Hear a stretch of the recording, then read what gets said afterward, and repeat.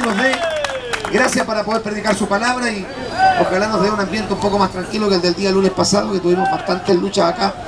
Ustedes saben, los hermanos, que existe, aunque algunos lo niegan, existe Satanás, el diablo y sus demonios, y naturalmente que el diablo siempre querrá coartar, frenar, detener la obra del Señor, sobre todo cuando la iglesia hace evangelismo y predica el mensaje, ya que Satanás, el diablo, no quiere que la gente se convierta, no quiere que la persona oiga el evangelio y mucho menos puedan proceder a recibir a Cristo, ya que cuando el hombre recibe a Cristo, en ese momento, cuando el hombre cree, recibe, confiesa, reconoce a Jesús en su corazón, Satanás, el diablo, por más atado que lo tenga, obligatoriamente debe soltarlo, porque ha venido a la vida del hombre uno que tiene más poder que Satanás. Satanás, el diablo y el pecado son los que esclavizan al hombre. Y Cristo dice que todo aquel que hace pecado, esclavo es del pecado. Así que usted no diga que es libre. Si usted es un adicto al alcohol, al tabaco, a cualquier tipo de desviación sexual, como la promiscuidad, la homosexualidad, el lesbianismo, la zoofilia, la necrofilia y cualquier tipo de perversión, usted en la noche se viste de mujer, o usted practica, aleluya, el lesbianismo, o usted tiene algún problema de vicio, o está atado, aleluya, a cualquier vicio, llámese la droga, como el tabaco, la heroína, la cocaína, la pasta base, cualquier vicio, usted está esclavo del pecado. Y la Biblia dice que lamentablemente que el que practica pecado tiene dueño, es del diablo. Es por eso el Satanás se puede hacer dueño del hombre, poseerlo, tener control sobre él, y se convierte, aunque el hombre no quiere, en su padre. Cristo así se lo dijo a los judíos: vosotros sois de vuestro padre el diablo, porque las obras de vuestro padre queréis hacer. Bendito sea el nombre del Señor para siempre. Ayer predicábamos en el culto de la mañana de que nadie nace hijo de Dios, las personas se convierten en hijos de Dios. Todos somos criaturas, pero para poder ser realmente un hijo de Dios hay que recibir de todo corazón a Jesucristo el Señor, porque a todos los que le recibieren, a los que creen en su nombre, Dios les potestad de ser hechos hijos de Dios. Y esos no son engendrados por voluntad de carne, ni de sangre, ni de voluntad de varón, sino de Dios.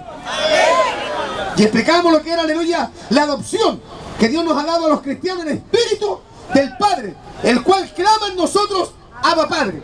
Es el espíritu de adopción. Y si usted no ha sido adoptado, usted no es hijo de Dios, no se preocupe, que en esta tarde está el Cristo de la gloria para salvar su alma, para perdonar sus pecados y para convertirlo en una nueva criatura y hacerlo hijo del Dios viviente. Es verdad, los testigos de Jehová, que el Señor los reprenda a estos caballeros, dicen: nadie de los seres humanos puede llamarse hijo de Dios, porque Dios tiene un hijo unigénito. Claro, Jesucristo es hijo unigénito, pero nosotros somos adoptados. No somos, aleluya, como usted entiende lo que es la adopción. Un hombre tiene dos hijos, uno biológico y otro adoptado. El adoptado no biológico, él no lo engendró, pero lo adoptó, lo recibió y le da todos los derechos para que sea su hijo. El hombre es esclavo del pecado, pero el hombre puede ser libre. Y si usted quiere seguir esclavo del pecado, allá usted. Pero hay uno que hace 2000 años vino para deshacer las obras del diablo. Denle un fuerte aplauso para la alabanza al Señor. ¿Cuántos alaban al Señor? La semana pasada estuvimos hablando de un tema extraordinario. Realmente Dios estaba fluyendo. Estábamos hablando acerca de la nación de Israel. Cuando Israel rechazó voluntariamente, explicamos lo que es el libre albedrío. Lo patentamos ahí en ese pasaje bíblico cuando Poncio Pilato le da al pueblo de Israel la oportunidad de escoger, porque él, aleluya, tenía la costumbre, en realidad todos los reyes, todos los líderes romanos en la provincia de Judea, una vez al año tenían una costumbre para quedar bien, como lo hacen los políticos, que de repente, aleluya, le dan pan y circo a la gente. Esos son los políticos, le dan pan y circo a la gente. La entretienen un poquito para, aleluya, atraer el interés, concitar el interés, y también de una otra forma para atraer el voto popular de la gente. Entonces, Pilato, como era costumbre, le quería soltar un preso, era uno solo. Y a elección del pueblo, el pueblo era el que escogía, el que iba a quedar en libertad. Los que no quedaban en libertad, se habían cometido, aleluya, actos que eran totalmente contrarios a la ley romana, eran llevados a la pena capital, o sea, los crucificaban. Y Barrabás era uno de esos. O sea, que tenía que ir a la cruz era Barrabás. Yo explicaba que nadie le pondría a su hijo ese nombre, Barrabás. Muy por el contrario, cuando el niño se porta mal, que nosotros decimos: este cabrito es un Barrabás. ¿Qué significa? Que es bueno, que el cabrito es tranquilo, que el cabrito es obediente. Significa que el cabro es más malo que el ajenjo, que el cabro es desordenado, hiperkinético, aleluya, escupe a la mamá, le saca a la madre a la mamá, le saca a la madre al papá, le saca a la madre a los abuelos, y algunos viejos, aleluya, que hasta le celebran los garabatos a los niños chicos. Dicen, dígale un garabato al abuelito, dígale, sáquenle la madre al tata, y la gente aplaude esas tonterías, esas estupideces. Bueno, Barrabás era un hombre propio, y Poncio Pilato le dio a escoger, y dijimos que el pueblo, incitado por los líderes hebreos, en vez de haber escogido a Jesús, que era la lógica, porque Jesús, aparte de ser más popular que Barrabás, porque la Biblia dice que la fama de Jesús se extendía. ¿Sabía usted que Jesús fue realmente famoso aunque él no buscó la fama? Pero eso dice la Biblia, no es un invento nuestro. Dice que la fama de Jesús se extendía. Y en aquel tiempo no había medios de comunicación, no había internet, no había YouTube, no había Facebook, no había afiches, no había volantes, no había lienzo, no había publicidad como ahora, no había televisión, no había prensa escrita, no había radio, no había internet. Y sin embargo la Biblia dice que la fama de Jesús se extendía, y todo lo que la gente hablaba de Jesús era bueno, porque todo lo que Cristo había hecho era bueno, era extraordinario. De hecho, ningún hombre jamás en la tierra había producido un impacto en la sociedad tan grande como la que produjo Jesús de Nazaret en 3 años y medio de ministerio. ¿Cuántos alaban al Señor? Amén. Gloria a Dios para siempre. Entonces la fama de él se había extendido. ¿Cómo no se va a extender si él sanó miles de enfermos? Sanó cientos de leprosos, levantó a los paralíticos, sanó esa enfermedad terrible de la lepra, multiplicó en forma milagrosa los panes y los peces.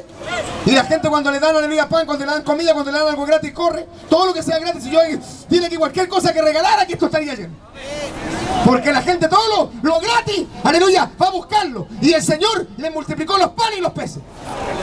Entonces el ministerio de Cristo fue realmente extraordinario. Jamás él podía haber sido acusado ni por la ley judía ni por la ley romana. Pero la Biblia dice que habían unos líderes, porque usted sabe que los que mataron a Cristo son los religiosos. Porque la religión es la que mata, aleluya, a los profetas de Dios. No son en realidad los ateos, también los ateos son malos, sobre todo los ateos cuando dominan. Porque aquí los ateos en Chile se hacen los lesos. Voy a decirle un buen chileno, los ateos aquí se hacen los giles. Aquí se hacen los pacíficos. Aquí los ateos se hacen los gentiles, se hacen los tolerantes. Pero cuando los ateos tienen, aleluya, el dominio, como en la antigua Checoslovaquia, en la antigua Polonia, en la Rusia, los ateos asesinan a los cristianos. Pero los que llevaron, los que incitaron a la muerte al Señor, fueron los líderes hebreos. Que le dijeron al pueblo, cuando elijan, aleluya, vótenme. Lo que mismo que hacen en la iglesia hoy día, que andan diciendo por qué hay que votar. ¿Cuántos alaban al Señor? Amén. Eso hizo Nadie Calfán, y le dijeron al pueblo por qué tenían que votar. Vayan a votar y voten por Barrabás. Y cuando Pilato les presentó a los dos, les dijo, ¿a quién quieren ustedes que yo suelte? Y la gente al unísono dijo, danos a Barrabás. ¿Qué explicábamos eso? Que el hombre cuando elige, lamentablemente elige mal. Israel se equivocó y eligió en forma equivocada. Hizo una mala elección. ¿Se recuerda usted lo que dijo Josué cuando repartió las tierras?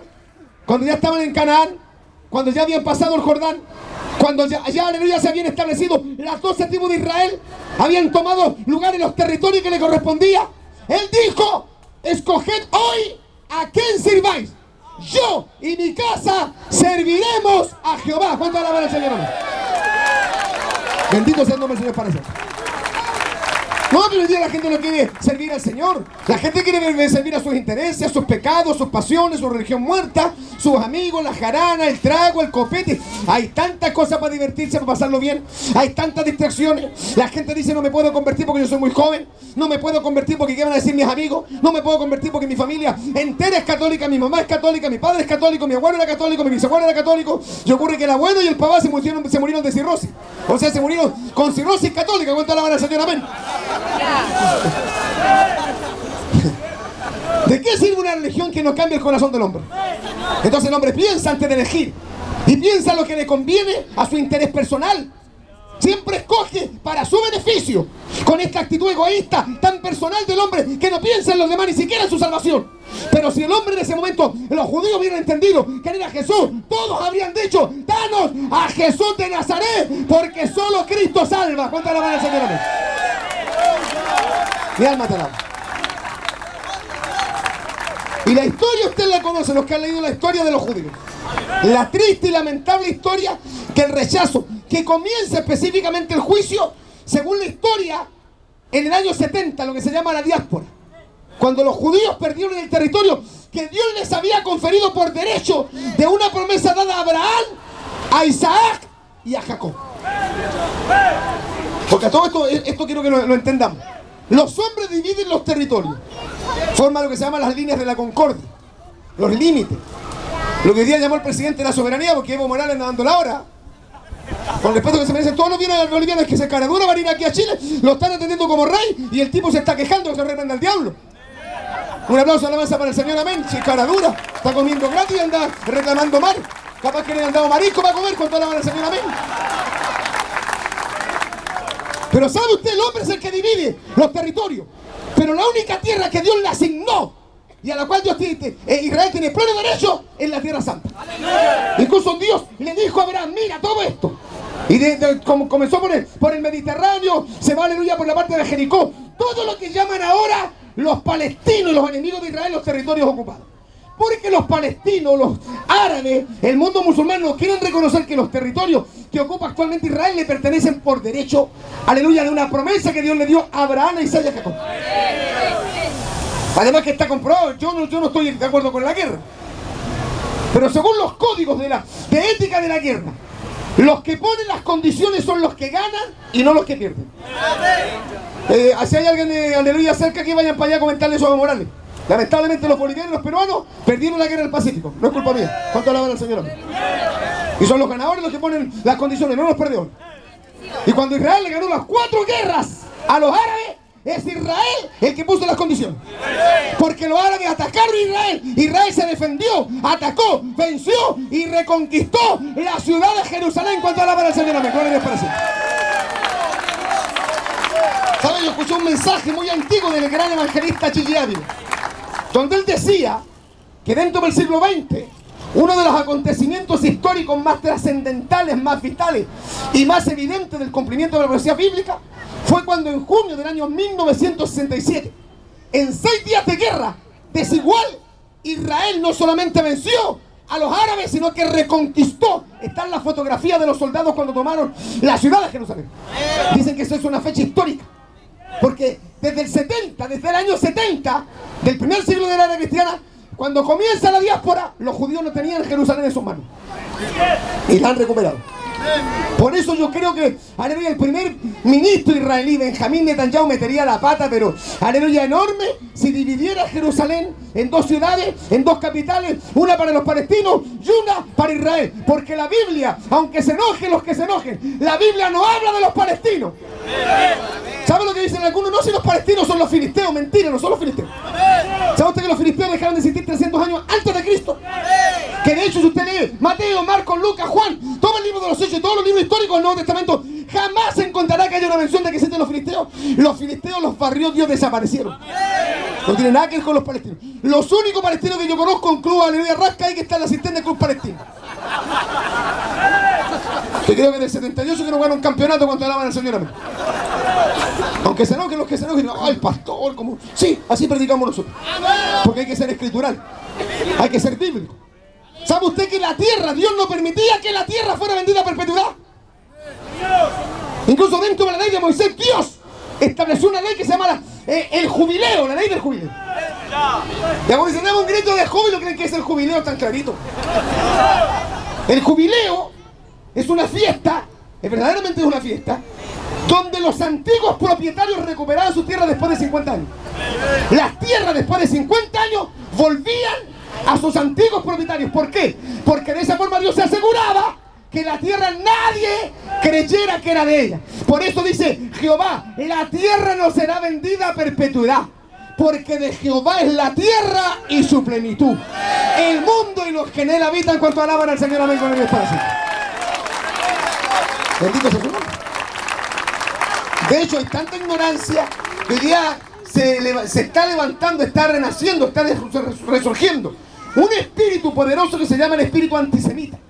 El antisemitismo está creciendo. Me llamó la atención porque me parece que es un juez, un parlamentario, un legislador, me parece que un senador de la República en España estaba diciendo que iban a castigar todos los espíritus de antisemitismo que había en España. Y yo dije, impresionante, porque ustedes saben que en la historia de España, la reina Isabel la Católica, que no hay que preguntar qué religión tenía, se llamaba reina Isabel la Católica. O sea, la vieja era más católica que el Papa.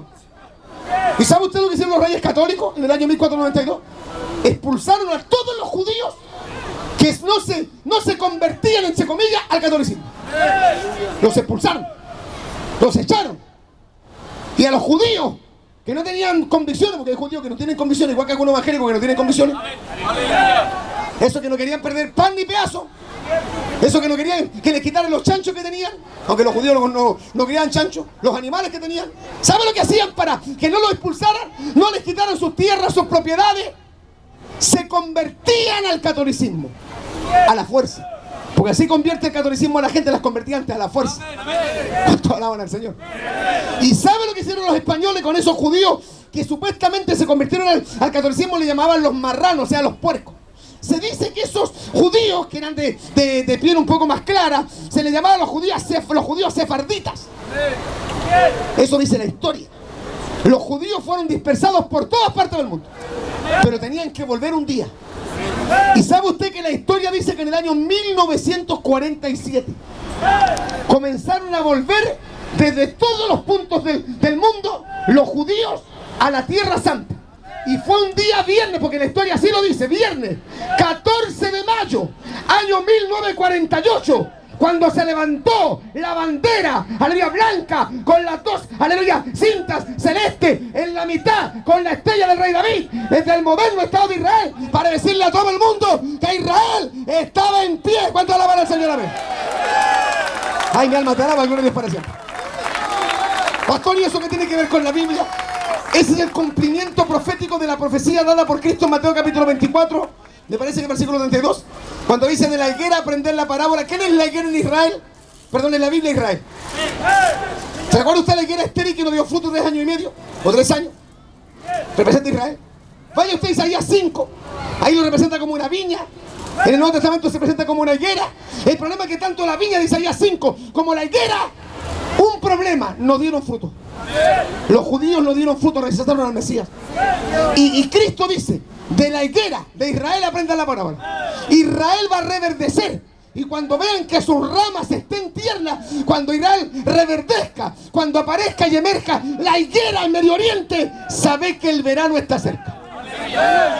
¿Qué significa? Que Cristo viene pronto. Un aplauso de alabanza para el que viene. Maranata, Cristo viene. Sí, yo sé que no soy de los predicadores modernos como esos chantas, truchos, fascinerosos, mentirosos, y aunque se sientan mal algunos, más falsos que sostén de homosexual.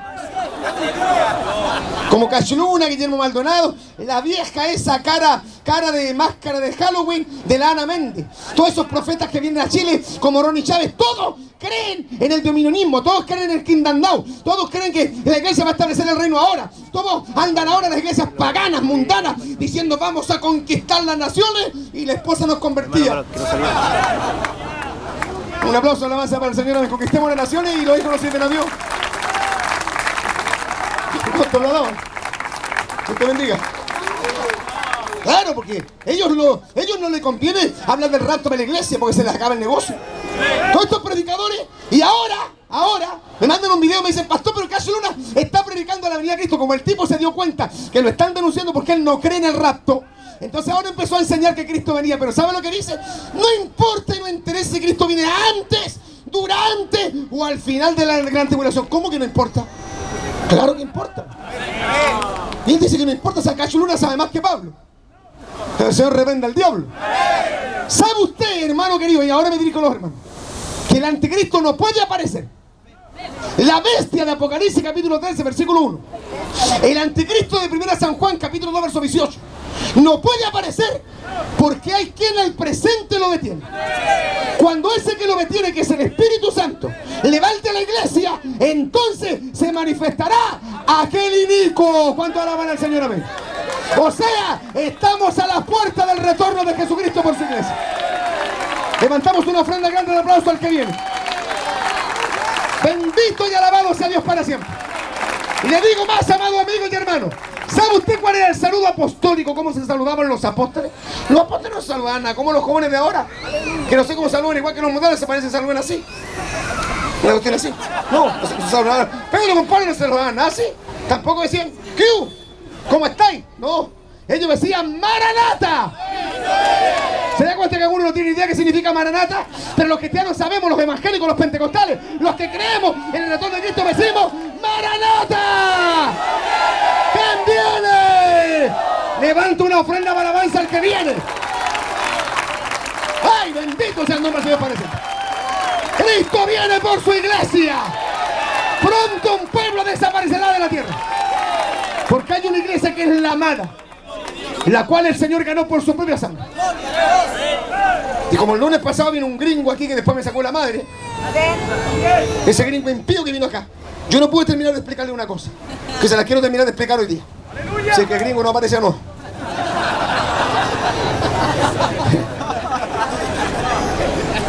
Y yo le explicaba de que para Israel no está la promesa del rapto. Aunque Israel es la nación de Dios y la salvación viene de los judíos, y Jesús nació de una mujer judía, según Gálatas capítulo 4 versículo 4, y nació en un pueblo que pertenecía a la nación de Israel, según Miqueas capítulo 5 versículo 2, Belén, Efrata. Y aunque Jesús fue circuncidado a los 8 días porque era varón según la ley, y aunque a los 40 días María y su padre político José presentaron la ofrenda por los más pobres, las 2 tortas y los 2 palominos, y aunque Jesucristo era judío, y aunque la escritura viene de Israel, y aunque el monoteísmo se lo debemos a los judíos, Israel no entrará al cielo en el rapto. Porque el rapto no es para Israel. El rapto no es para los mormones. El rapto no es para los adventistas, porque esos adventistas no creen en el arrebatamiento. El rapto no es para todos esos predicadores paganos, mundanos, y fascinerosos. El rapto es para la iglesia del Señor Jesucristo con toda la maravillosamente. Para todos los que aman su venida. ¿Cuántos aman y esperan su venida? Le dan una ofrenda de alabanza grande al Señor. Amén. Ay, mi alma estará. Oiga, vea usted y lea que la Biblia habla de la venida del Señor desde la perspectiva de que los cristianos aman la venida. Ya te dice, sí, yo creo que Cristo viene. Pero Pablo dice los que aman su venida, los que son vírgenes prudentes. Por ende, los católicos, los mormones, los testigos de Jehová, ¿para qué decir, aleluya, los brujos, los hechiceros, espiritistas, las viejas brujas, los que practican la quiromancia, aleluya, la cartomancia y todas esas cuestiones que terminan con mancia? Alabados al Señor. Todos ellos no se van. Tampoco se irán los judíos. Los judíos tienen que entrar a la gran tribulación, porque Israel va a tener un papel preponderante en los 7 años de la gran tribulación. Va a ser terrible eso. Tanto así que los judíos que no reconocen a Jesús como el Mesías, y por ende al no reconocer a Jesús como el Mesías no tienen el Espíritu Santo, van a ser fácilmente engañados.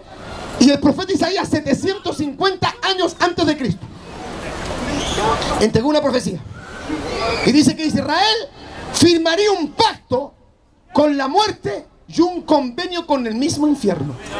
Ahora, yo no voy a, aleluya, a darle mucho detalle porque el tiempo no alcanza, pero los que han estudiado la profecía bíblica saben que el anticristo, que vendrá, el rey de rostro altivo, el rey de las fortalezas, el rey del norte, como también lo llaman otras versiones, el cuerno pequeño, el inicuo, el hijo de perdición, el anticristo, la bestia, va a firmar un pacto con Israel. Y a la mitad de la semana de la gran tribulación va a romper el pacto. Para que pueda romper y firmar el pacto con Israel, Israel tiene que estar aquí en la tierra.